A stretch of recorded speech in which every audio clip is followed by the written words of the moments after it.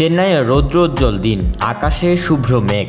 ভারতে পৌঁছানোর একদিন পর চিদাম্বর স্টেডিয়ামের প্র্যাকটিস গ্রাউন্ডে অনুশীলনে নেমেছে বাংলাদেশ দল। এই দিন ব্যাটিং বোলিংয়ে নিজেদের ঝালিয়ে নেওয়ার দিকে গুরুত্ব দিয়েছে টাইগাররা। তবে বিশেষ করে নজরে এসেছে উইকেটের পিছনে লিটন দাসের বাড়তি মনোযোগ। সোমবার প্র্যাকটিস গ্রাউন্ডের 3 উইকেটে ব্যাটিংয়ে শান দিয়েছেন নাজমুল হাসান শান্ত জাকিররা। ভারতের বিপক্ষে নামার আগে ফুল পেজে অনুশীলনে ব্যাট চালিয়েছেন তারা। পাকিস্তানের মতো ভারতের মাটিতেও ভয়ডরহীন ক্রিকেটটাই খেলার আভাস যেন দিয়ে রাখলেন।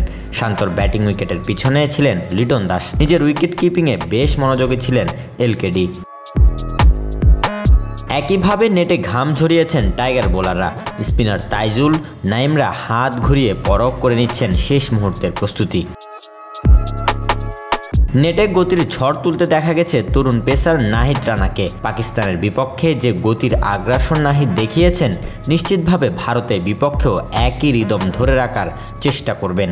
এছাড়া খালেদ সহ বাকি পেসাররাও সেরেছেন নিজেদের অনুশীলন।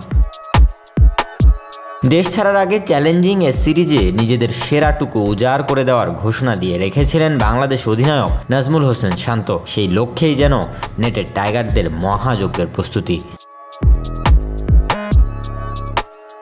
ডেস্ক রিপোর্ট, নিউজ নয় স্পোর্টস।